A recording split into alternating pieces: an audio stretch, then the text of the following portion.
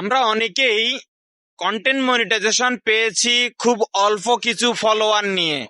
অনেকে 10,000, অনেকে 12,000, অনেকে 8,000, অনেকে 15,000 ফলোয়ার নিয়েই কিন্তু কন্টেন্ট মনিটাইজেশন পেয়েছি। কিন্তু ভাই, কন্টেন্ট মনিটাইজেশন পেলে লাভ হবে কি? আমার কন্টেন্ট মনিটাইজেশন থেকে ভিডিওর কোনো ইনকাম হচ্ছে না, আমার অনেক বন্ধুগুলাই বলতেছে।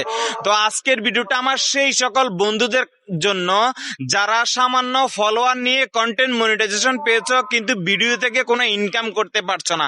তুমি ইনকাম কি করে করবে ভাই? তুমি তো 8 সেকেন্ড, 10 সেকেন্ড, 15 সেকেন্ডের ভিডিও বানাও। কন্টেন্ট মনিটাইজেশন থেকে ফেসবুক তখন তোমার ভিডিও থেকে তোমাকে ইনকাম দিবে যখন তোমার ভিডিওগুলোতে ফেসবুক অ্যাড শো করাতে পারবে।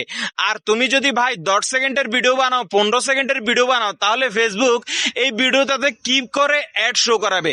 তো তোমরা অবশ্যই যারা কম ফলোয়ার নিয়ে ফেসবুকে কন্টেন্ট মনিটাইজেশন পেয়েছো, ভিউ দিয়ে ইনকাম করতে পারছো না, আমি তাদেরকে বলবো তোমরা তোমাদের ভিডিওগুলো একটু লং করার চেষ্টা করো। মিনিমাম 30 সেকেন্ড প্লাস করো, 40 সেকেন্ড, 1 মিনিটের ভিডিও তৈরি করো।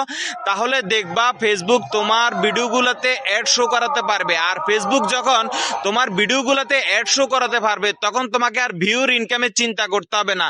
তুমি ফেসবুকের কন্টেন্ট মনিটাইজেশন থেকে, রিল থেকে এমনিতেই ইনকাম করতে পারবে।